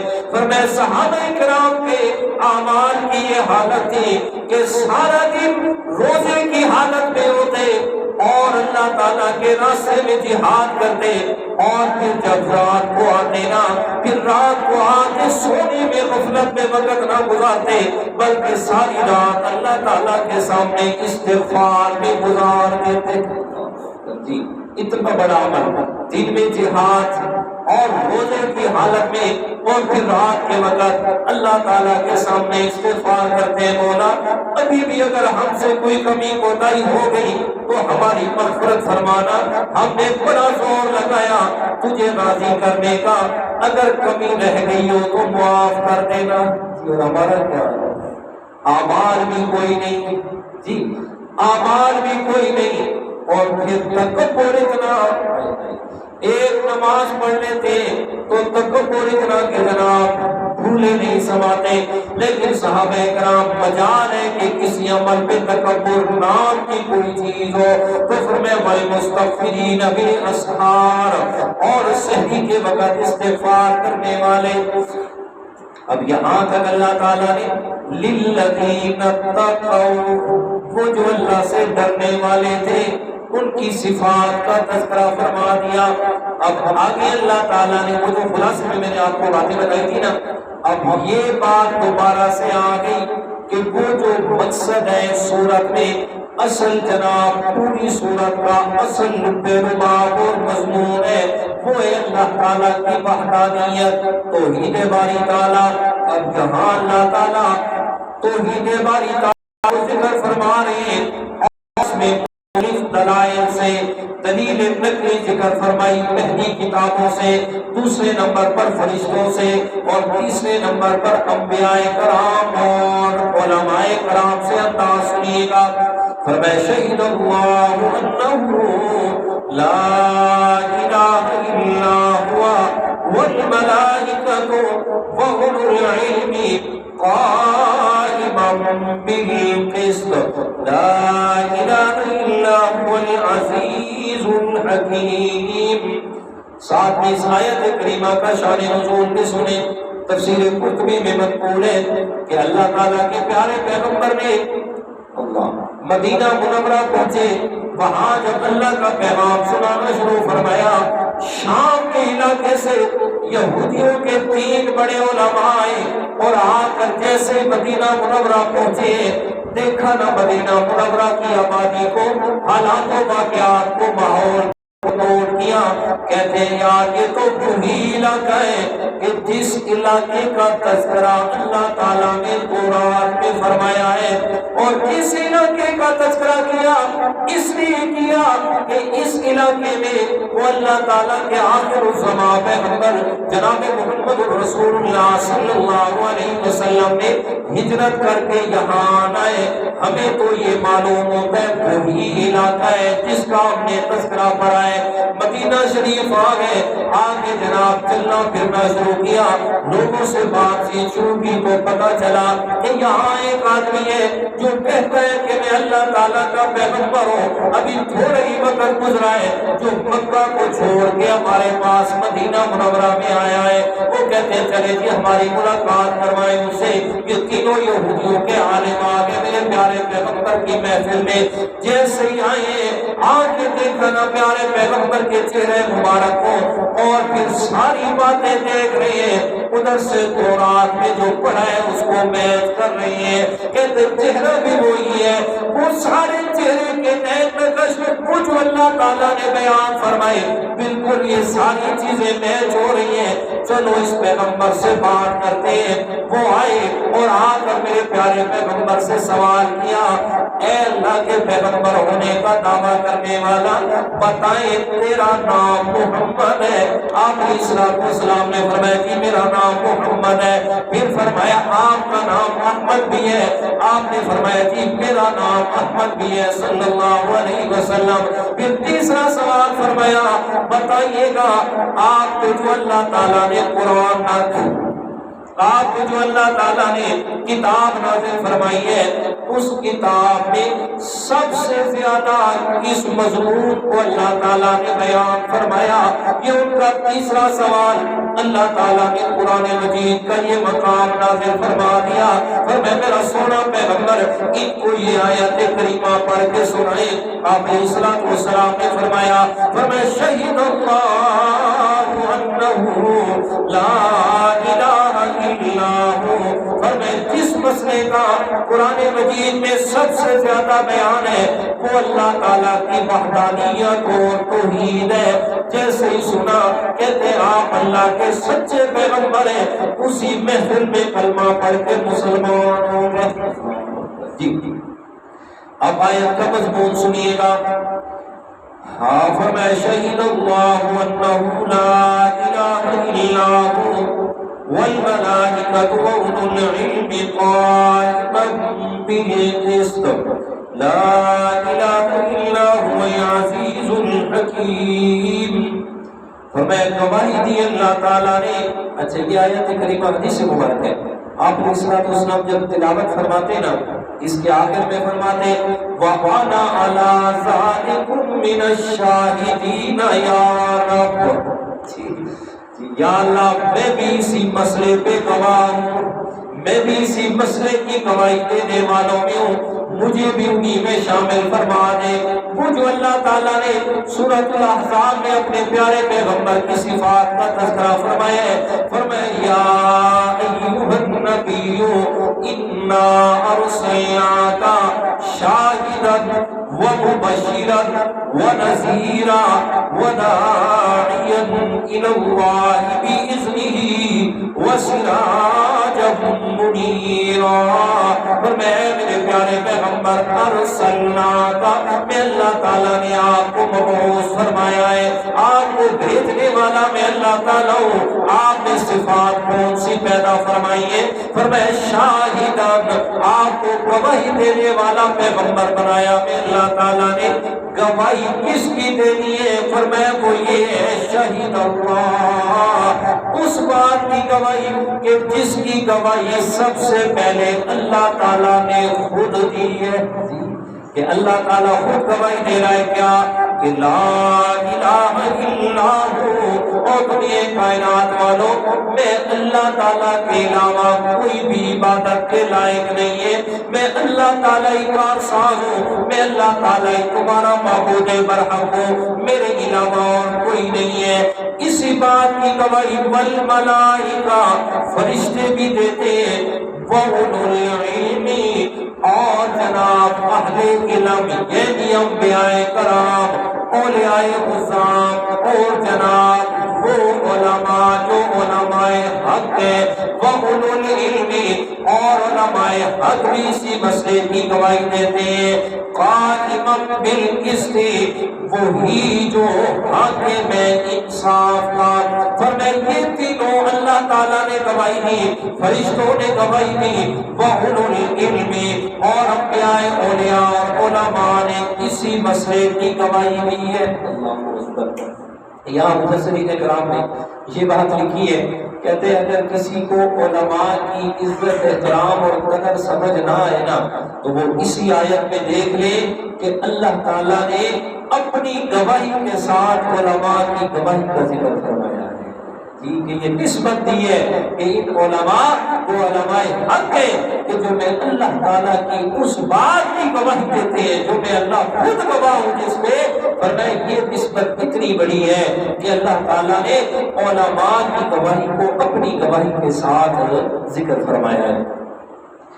لا الہ الا هو العزیز الحکیم، فرمایا اللہ تعالیٰ کی نوا کوئی الہ نہیں ہے، العزیز جو زبردست قوتوں والا ہے، الحکیم جو تدبر و حکمت والا ہے، وہ اللہ تعالیٰ تمہارا الہ ہے، وہ اللہ تعالیٰ تمہاری دعاؤں کو سننے والا ہے، وہ اللہ تعالیٰ تمہاری حاجات کو حل کرنے والا ہے، العزیز الحکیم۔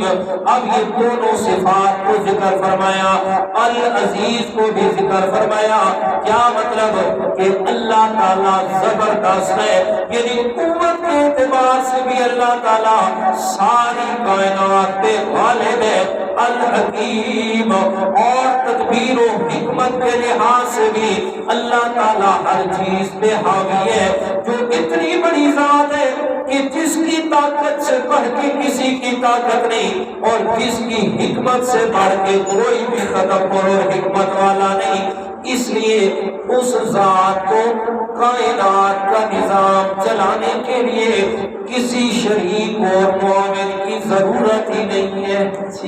جو اتنی بڑی ذات ہے اس کو کسی کی ضرورت ہی نہیں ہے کہ وہ کسی کو اپنی ہیلپ کے لیے رکھے کہ یہ نظام مجھ سے نہیں چلتا، چلو تو میرے ساتھ ہیلپ کر کے دنیا کا نظام چلاتا رہے۔ یہاں عجیب عجیب لوگوں کے جناب نظریات ہیں، کہتے تھے یہ جو ابدال ہوتے ہیں نا، ابدال جن سے مختلف ہے نا، یہ غوث قطب ابدال سنتے رہتے ہیں آپ، کہتے ہیں جو ابدال ہوتے ہیں نا یہ دنیا میں 7 ابدال ہوتے ہیں، ہر وقت دنیا میں 7 ابدال ہوتے ہیں، ان کا کام کیا ہوتا ہے کہ اللہ تعالیٰ دنیا کے 7 حصے کر کے انہیں دے دیتے ہیں اور وہ ایک ایک ابدال جو ہے وہ دنیا کا ایک حصے کا نظام چلانے کا ذمہ دار ہوتا ہے۔ ٹھیک ہے، اللہ تعالیٰ معاف فرمائے، اللہ تعالیٰ فرماتے ہیں العزیز الحکیم، میں زبردست ہوں، طاقتوں والا ہوں، اور اس جگہ پہ طاقت استعمال کرنی ہے یا نہیں کرنی وہ حکمتوں کا بادشاہ بھی میں ہوں، مجھے پتا ہے کہ کہاں اپنی طاقت کو استعمال کرنا ہے اور کتنا کرنا ہے، جی وہ مجھے ہی پتا ہے، میں نے اپنا نظام کسی کے ہاتھ میں نہیں دیا۔ جیسے قرآن مجید میں فرمایا ما کان لہم الخیارہ، سورۃ القصص کی آیت ہے، پیچھے آیت کیا ہے؟ اللہ اکبر، اللہ بالکل ذہن سے چلیے جی، ذو القوۃ المتین یہ بھی ہے،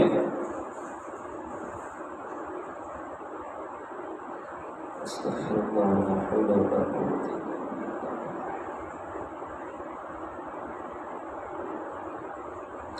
وَرَبُّكَ يَخْلُقُ مَا يَشَاءُ وَيَخْتَارُ، تمہارا رب یہ فرماتا ہے، فرمائے یخلق ما یشاء ویختار، میں جو چاہتا ہوں پیدا کرتا ہوں، ویختار اور ساری کائنات پہ اختیار بھی میرا چلتا ہے۔ او دنیا کائنات والوں یہ اختیار میرا ہے تو میں کہہ رہا ہوں ما کان لہم الخیارہ، میں نے اپنا اختیار کسی کو نہیں دیا، یہی آیت ہے جی، میں نے اپنا اختیار کسی کو نہیں دیا۔ جب رب کہتا ہے میں نے دیا نہیں، یہ کہاں سے آگے جی کہ 7 ابدال ہے تو دنیا کا نظام چلے رہتے ہیں۔ اللہ اکبر، اللہ اکبر، حیران ہوتے ہیں، مختلف جگہ پہ جاتے ہیں نا، بڑے بڑے علماء کرام اللہ تعالیٰ کے ولی ان کی قبروں پہ جاتے ہیں، دعا کرتے ہیں جا کے ان کے لیے، یا اللہ انہوں نے اچھا وقت گزارا، ان کے لیے اگلی منزلیں آسان فرما۔ تو جو قبروں پہ تختیاں لگی ہوتی ہیں نا، عجیب عجیب القاب لگے ہوتے ہیں، قیوم زمان، قیوم زمان بھی زمانے کو قائم کرنے والا تھا. توبہ قرآن مجید میں کہا ہے الحی القیوم کہ قیوم زمان کون ہے؟ وہ تو اللہ تعالیٰ کی ذات ہے. یہاں بڑی بڑی تختیاں لگی ہوتی ہیں قیوم زمان ہے جی یہ فلاں تھا کہ فلاں تھا. بہرحال اللہ تعالیٰ ہدایت کاملہ نصیب کرے. ٹائم کیا ہوا ہے؟ 45. چلے اگلی ایک دو آیت ہو جائے گی. آگے فرمائے ان الدین عند اللہ الاسلام. اب پہلی آیت کریمہ 18 میں اللہ تعالیٰ نے وہ مسئلہ بیان فرمایا کہ جس کی شہادت اور گواہی اللہ تعالیٰ نے دی، فرشتوں نے دی، انبیاء کرام نے دی اور علماء حق نے دی. اب اسی کو آگے فرمایا ان الدین عند اللہ الاسلام. بے شک دین اللہ تعالیٰ کے ہاں وہ اسلام ہی ہے، یعنی اللہ تعالیٰ کے نزدیک پسندیدہ دین وہ اسلام ہے. وہ دین اسلام اللہ تعالیٰ کے ہاں پسندیدہ ہے تمام تر ادیان میں.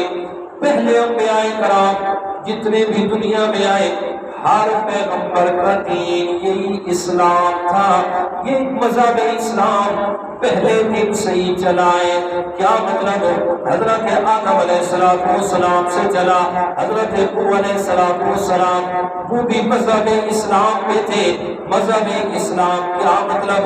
کہ ہر قسم کی عبادت اللہ تعالیٰ کے لیے کرنا، اسی کا نام اسلام ہے. حضرت نوح علیہ السلام نے وہ جو لوگوں کو تبلیغ کی، ان کو جو اللہ تعالیٰ نے قوانین عطا فرمائے تھے، اس دور میں انہی قوانین کا نام اسلام تھا. حضرت موسیٰ علیہ السلام کو تورات ملی، حضرت عیسیٰ علیہ السلام کو انجیل شریف ملی، اسی طرح حضرت داؤد علیہ السلام کو زبور شریف ملی ہے. فرمایا ان کو اس دور کے حساب سے جو کتابیں ملی، ان کتابوں کے اندر جو نظریات تھے، یعنی جو اللہ تعالیٰ نازل فرمائے تھے، انہی کا نام اسلام تھا. فرمایا وہی طریقے، وہی اصول و قوانین تھے، وہی اسلام تھی ساری باتیں. لیکن وقت گزرنے کے ساتھ ساتھ آگے چلتا آیا نظام، لوگوں کے ہاتھوں میں یہ ساری چیزیں آئی، انہوں نے اپنی مرضی سے کتابوں کے اندر جناب تحریفیں شروع کر دی، مرضی سے باتیں بنا کے اس کے اندر لکھنا شروع کر دیا. جب یہ اپنی مرضی کی باتیں ہوئی، اللہ تعالیٰ نے تورات کو بھی منسوخ کر دیا، انجیل کو بھی منسوخ کر دیا اور زبور کو بھی منسوخ کر دیا، ختم کر دیا. اور جب باری آئی نا اپنے پیارے پیغمبر جناب محمد رسول اللہ صلی اللہ علیہ وسلم کی، اللہ تعالیٰ نے وہ کتاب قرآن عطا فرمایا، جس کتاب نے آگے پہلی ساری کتابیں، ساری شریعتوں کو منسوخ کیا. اور اس کتاب کی جو بڑی عظمت اور شان اللہ تعالیٰ نے بنائی وہ یہ کہ پہلی کتابوں کی حفاظت کا ذمہ نہیں لیا، فرمایا ان کی حفاظت کا ذمہ ان کے ہاتھ میں دیا. فرمایا وہ جو بڑے بڑے اس وقت کے علماء تھے، بڑے بڑے رہبان تھے، بڑے بڑے ربانیون تھے، ان کے ذمہ تھا. انہوں نے اپنی مرضی کی اور کتابوں کو بدل دیا. لیکن قرآن مجید کے لیے اللہ تعالیٰ نے کسی انسان کی حفاظت کا ذمہ نہیں دیا، بلکہ کیا فرمایا؟ اِنَّا نَحْنُ نَزَّلْنَا الذِّكْرَ وَإِنَّا لَهُ لَحَافِظُونَ. فرمایا اب اس نے قیامت تک چل رہا ہے. یہی قرآن میں اللہ تعالیٰ کا پسندیدہ مذہب تمہیں بتاتا ہے، یہی قرآن تمہیں راہ راست پہ لاتا ہے. اب اس قرآن کی حفاظت کا ذمہ میں اللہ نے اس لیے لیا ہے کہ قیامت تک کسی نے چلنا ہے. اس کے ایک زیر زبر کے اندر بھی کوئی بھی تحریف اور تبدیلی نہیں کر سکتا. لہذا قیامت تک یہی چلے گا اور یہی تمہیں ہدایت کا راستہ دکھائے گا.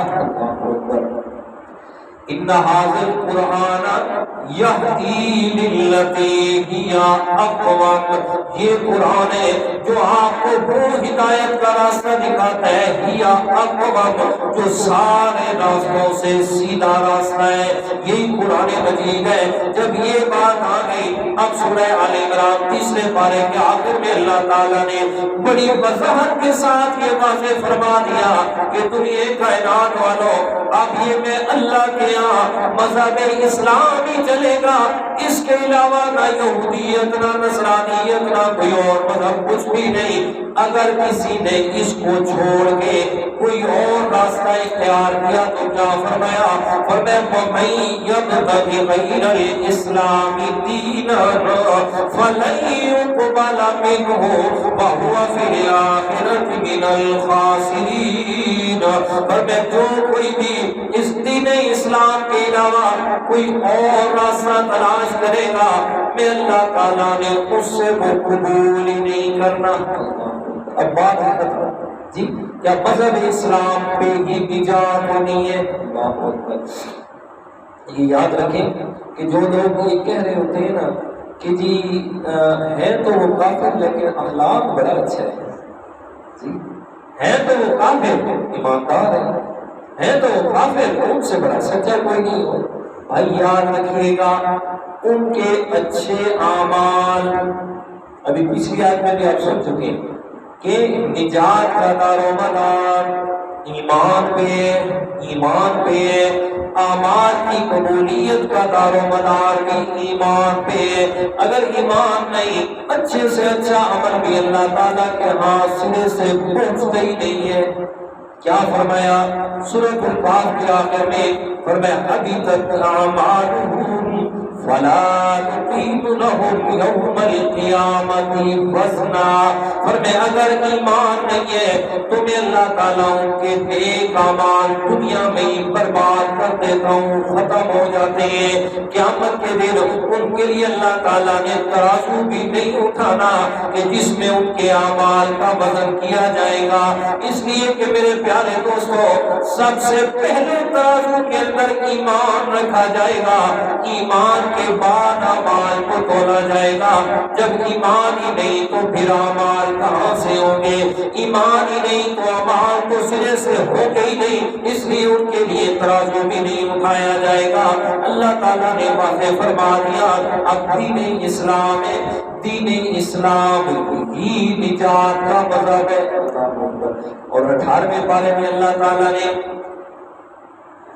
کافروں کے نیک اعمال کو مثال سے بیان فرمایا، جی فرمایا مثل الذین کفروا، مثال کافروں کے اعمال ان کے اعمال کی کسراب، مثل سراب کے بقیت یحسبہ الزمان ماء۔ فرمایا جیسے کہ سراب ہوتا ہے، سراب کا لفظی معنی ہوتا ہے دھوکہ، لیکن سراب کہتے کسی، اب گرمیوں کا موسم ہے، این دوپہر کے وقت سفر کر رہے ہیں آپ کسی جگہ پہ، دور آپ کو نظر آئے گا کہ سامنے سے پانی گزر رہا ہے، ہوتا ہے ایسے پانی نظر آتا ہے لیکن حقیقت میں وہ پانی نہیں ہوتا۔ فرمایا جیسے وہ پانی نظر آنے والا کوئی پیاسا آدمی اس کو پانی سمجھ کر اس کے پیچھے دوڑ پڑے، جاتا رہے، جیسے وہ شراب اس پیاسے کی پیاس کو نہیں بجھا سکتے، وہ چلتے چلتے مر جائے گا، پیاس سے وہ مر جائے گا لیکن پیاس ختم نہیں ہوگی۔ فرمایا کافروں کے نیک اعمال کی مثال بھی یہی شراب ہے، یہ دکھ ہے ان کے نیک اعمال اچھے سے اچھا عمل کریں گے، جیسے وہ شراب پیاسے کی پیاس نہیں بجھاتے، اسی طرح کافروں کے نیک اعمال کو قیامت کے دن جہنم سے بچا نہیں سکتے۔ اچھا ان الدین عند اللہ اسلام، بے شک اللہ تعالیٰ کے یہاں مذہب اسلام ہی ہے پسندیدہ۔ اچھا اب سوال یہ کہ جب شروع سے مذہب اسلام آ رہا تھا تو پھر اختلاف کب پڑا، اور کن لوگوں نے ڈالا اور کیوں ڈالا؟ اختلاف کب شروع ہوا؟ اور کیوں شروع ہوا اور کن لوگوں نے شروع کیا؟ تینوں کا جواب آگے آ رہا ہے۔ فرمایا وَمَا اخْتَلَفَ الَّذِينَ أُوتُوا الْكِتَابَ إِلَّا مِن بَعْدِ مَا جَاءَهُمُ الْعِلْمُ بَغْيًا بَيْنَهُمْ۔ فرمایا جاہلوں نے اعتراض نہیں کیا، جاہلوں نے اعتراض نہیں کیا، بڑے بڑے مولویاں، بڑے بڑے گدی نشین یہود و نصارہ کے بڑے بڑے احبار اور رہبان جنہیں علم دیا گیا تھا، انہوں نے اختلاف کیا۔ اور کب اختلاف کیا؟ ما جاءہم العلم، کہ جب ان کے پاس علم آ گیا اس وقت اختلاف کیا۔ اور کیوں اختلاف کیا؟ بغیا بینہم، ضد اور اناد کی وجہ سے، ضد کی وجہ سے کیا۔ اس لیے کہ میں اکثر کہتا ہوں ضد کا کوئی بھی علاج نہیں ہے۔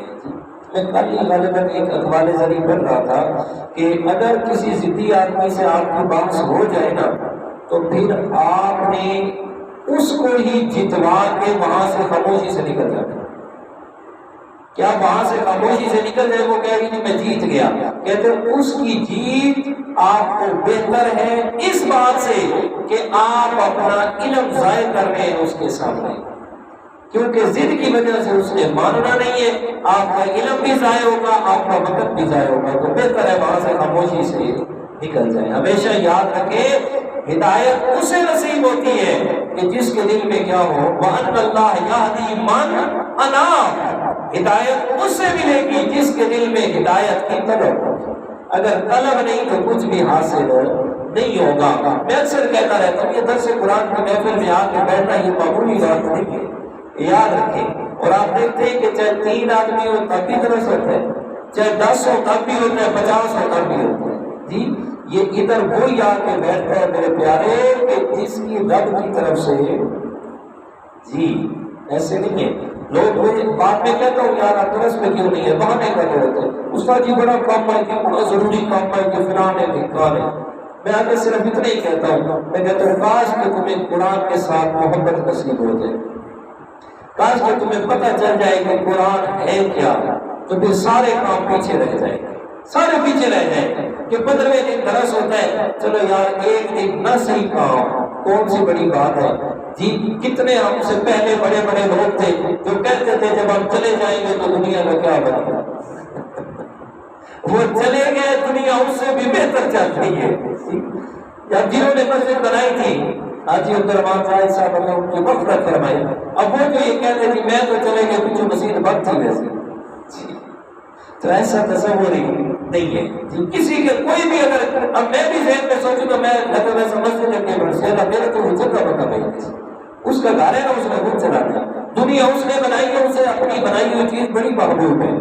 جی جن کے یہ دعوے ہیں نا وہ تکبر بغیر اپنے گھر میں رکھے، وہ چلا جائے گا اللہ اسے بھی بہتر اور لے آئے گا۔ جی ہاں تو فرمایا وَمَا اخْتَلَفَ الَّذِينَ أُوتُوا الْكِتَابَ إِلَّا مِن بَعْدِ مَا جَاءَهُمُ الْعِلْمُ بَغْيًا بَيْنَهُمْ، اور میں ضد کی وجہ سے انہوں نے اختلاف کیا، یہود کے بڑے بڑے علماء نے۔ اللہ اکبر، یقین جانے ایک جاہل آدمی کو نا اگر اس میں کچھ انابت ہے اس کو بات سمجھانا آسان ہے، اور کسی مولوی کو بات سمجھانا مشکل ہے۔ قرآن کی آیت بھی سامنے پڑی ہوگی پھر بھی وہ آگے سے حجت نکال رہا ہوگا، انج نہیں تھی۔ اللہ تعالیٰ میں اکثر کہتا ہوں اللہ تعالیٰ مولویوں کو ہدایت دے، اگر یہ سیدھے ہو جائے نا تو سارے کام سیدھے ہو جائیں گے۔ کیوں؟ جو گاڑی کا ڈرائیور ہوتا ہے اگر وہ ٹھیک ہے نا تو وہ مسافروں کو منزل مقصود پہ پہنچا دے گا، اگر وہ ٹھیک نہیں ہے تو وہ کسی نہ کسی کھائی میں ڈال دے گا۔ جی ہم ایک جگہ شاید پہلے بھی میں نے بات سنائی ہو، ادھر پپلا میں ایک جگہ شادی میں اکٹھے ہو گئے، بہت سارے علماء تھے، تو میں بھی تھا، تو ان سارے علماء میں سب سے چھوٹا تھا، سارے مطلب وجود کے اعتبار سے بھی چھوٹا تھا اور ویسے بھی عمر کے اعتبار سے بھی چھوٹا تھا۔ تو سارے کے سارے نا ایک پوری ٹیبل تھی، کم از کم کوئی 20-22 لوگ تھے، تو اس پہ بات شروع ہو گئی جی عوام میں جناب دیکھو جی شادیوں پہ رسمیں ہو رہی ہیں، جی یہ ہو رہا ہے وہ ہو رہا ہے فلاں ہو رہا ہے، بہت تماشے تو بھائی یہ فلاں دے ٹھیک کر دیں۔ آپ کے قبلہ کے بڑے بڑے معتبر ہستیاں وہاں موجود تھی. تو میں نے سب کی باتیں سن کر آیا. جب 10-15 منٹ گزر گیا پھر میں بولا, میں نے کہا جی دیکھیں چھوٹا منہ اور بڑی بات, ذرا میری طرف توجہ کرو. نہ میں آپ میں علم جیسا آپ کے برابر ہوں, نہ عمل میں آپ کے برابر ہوں, نہ وجود میں آپ کے برابر ہوں. مجھے دیکھنے سے لگتا ہی نہیں کہ میں مولوی ہوں, ٹھیک ہے. تو اس لیے میری ایک عرض ہے, میں بھی شمار کا علماء بھی ہوتا ہوں, صرف میری ایک عرض سن لیں. آپ سب بڑے بیٹھے ہیں, ابھی بات حل ہو جاتی ہے. میں نے کہا جتنے لوگ بیٹھے ہیں اس میں مختلف مکتبہ فکر کے ہیں, کچھ علماء دیوبندی ہیں, کچھ بریلوی ہیں, یہ سارے ہم بیٹھے ہیں. آج ہم ادھر بیٹھ کے ابھی دعائیں خیر کریں, ابھی دعا کے ہاتھ اٹھائیں کہ ہم میں سے کوئی بھی مولوی ہو اس شادی میں کسی کی بیٹی کا نکاح پڑھانے نہیں جائے گا کہ جس میں اس نے ڈھول تماشے کیے, جس نے اپنے بیٹے کی شادی پر ڈھول تماشے کیے, گویوں کو بلایا اور جناب بے حیا عورتوں کو بلا کے ڈانس کروایا. ہم ان کے بچے کے ولیمے میں نہیں جائیں گے. کرے ادھر دعا ہے, صرف شادی کی نہیں, آگے یہ بھی کہیں کہ جو ایسا کرے گا نہ ان کا نکاح پڑھائیں گے, نہ بچوں کے کانوں میں اذان دیں گے, اور نہ ہم نے ان کا جنازہ پڑھنا ہے. جن کو بلا رہے ہیں نا شادیوں کو, جنازے بھی انہیں سے پڑھوا لیں, ٹھیک ہے. میں نے کہا جی کرو دعا خیر سے. میں اپنے دیوبندی علماء کا میں ذمہ دار ہوں, میں سب کو اکٹھا کروں گا اس بات پہ. باقی جو ہے یہ آپ ذمہ داری لے لیں, آپ میں سے کوئی چلے کرے اس بات پہ دعا خیر, ابھی سارے مسئلے حل ہوتے ہیں.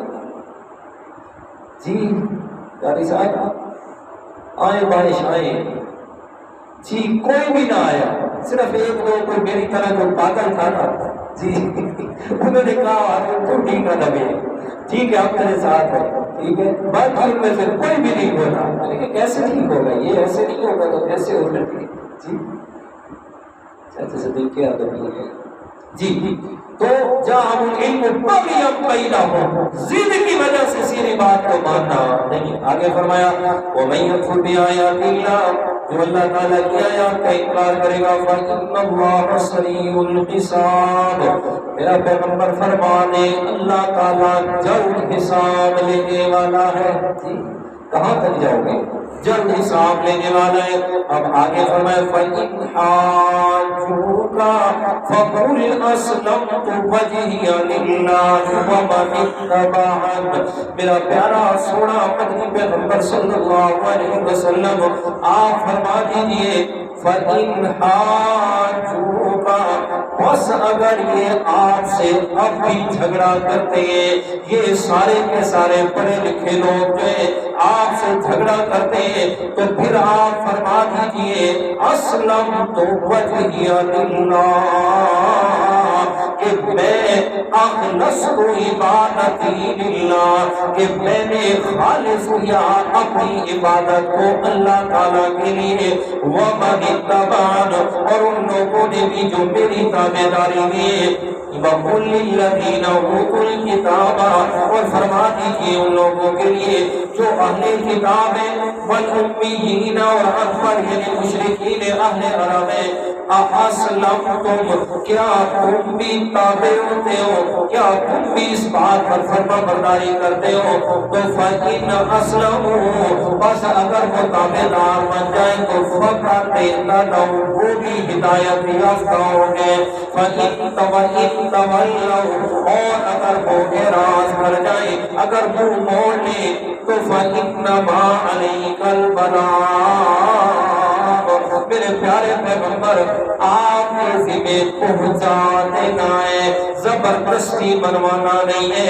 آپ کے ذمہ اللہ کا پیغام پہنچانا ہے, سو آپ نے پہنچا دیا. واللہ بصیر بالعباد, اور اللہ تعالیٰ اپنے بندوں سے باخبر ہے, ان کے حالات کو دیکھنے والا ہے. اللہ اکبر. تو واضح فرما دیا کہ زبردستی والا کام نہیں چلتا.